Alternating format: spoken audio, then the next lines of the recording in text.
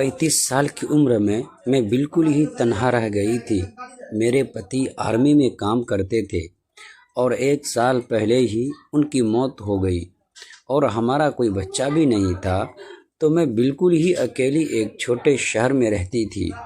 सुबह के वक्त मैं बच्चों को पढ़ाने जाती, पर काम से वापस आने के बाद समय काटना बहुत मुश्किल हो जाता था।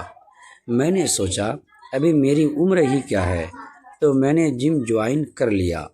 स्कूल के बाद मैं रोज़ जिम जाती थी और 1 घंटा एक्सरसाइज करती थी, जिससे मेरा थोड़ा टाइम भी कट जाता था।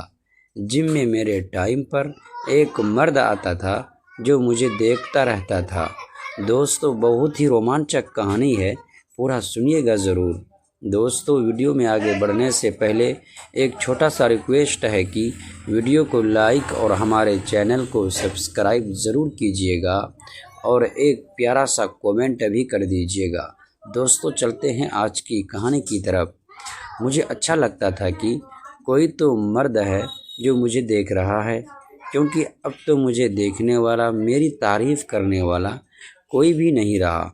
जब मैं कोई एक्सरसाइज गलत करती तो वो मेरे पास आकर मुझे सही तरीके से करना सिखाता था और कभी कभी इस बहाने हाथ लगा लेता था।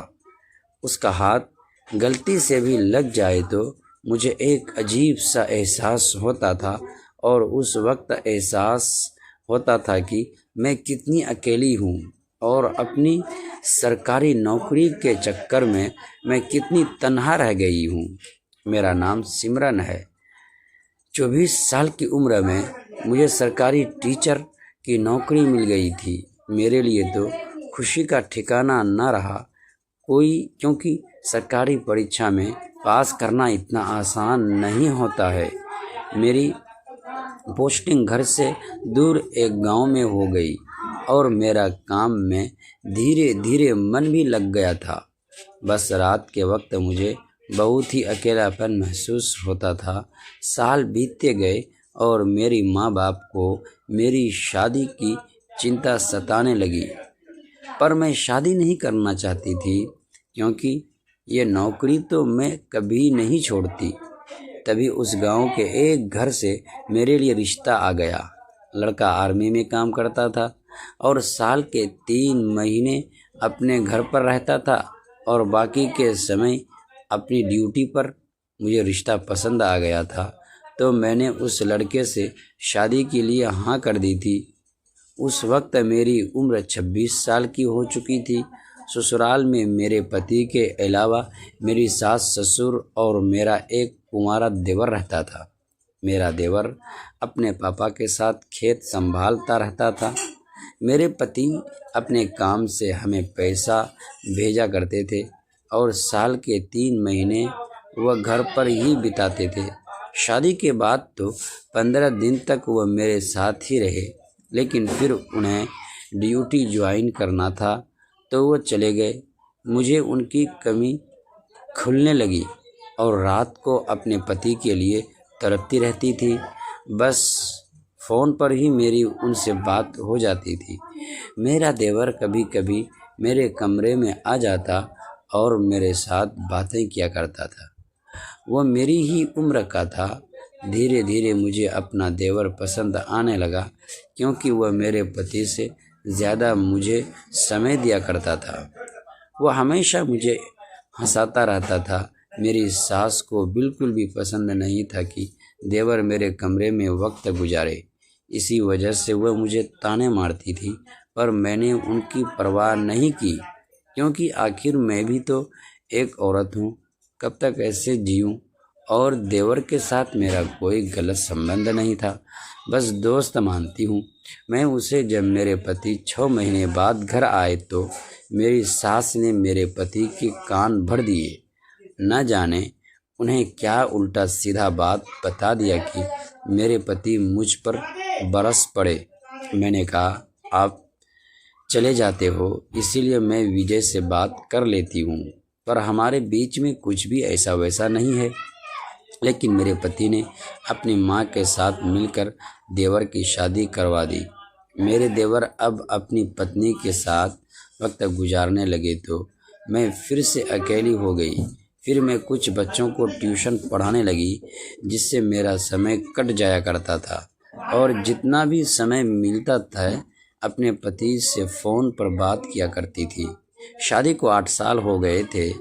घर में गर्भवती नहीं हुई पर मैं गर्भवती नहीं हुई पाई और 8 साल के बाद दौरान मैंने इतने ताने सुने कि मेरे आंखों से आंसू आ जाते। मेरी देवरानी को 2 बच्चे हो गए थे और मेरा गोद अभी भी सुना था। मेरी सास मुझे बातें सुनाने का एक भी मौका नहीं छोड़ती थी। शुरुआत में मैंने उस पर ज़्यादा ध्यान नहीं दिया। जिम में लोग एक दूसरे को देख ही लेते हैं, इसीलिए मैंने सोचा शायद मेरा वहम होगा। लेकिन धीरे धीरे मुझे महसूस होने लगा कि उनकी निगाहें हर वक्त मेरा पीछा करती हैं। जब मैं ट्रेडमिल पर चलती तो वह सामने वाली मशीन पर आ जाता। मैं डंबल उठाती तो वह भी पास ही एक्सरसाइज करने लगता। कई बार हमारी नज़रें टकराती, लेकिन वह बिना कुछ कहे हल्की सी मुस्कान देकर दूसरी तरफ देखने लगता। एक दिन बारिश बहुत तेज़ हो रही थी। जिम ख़त्म होने के बाद मैं बाहर खड़ी ऑटो का इंतज़ार कर रही थी।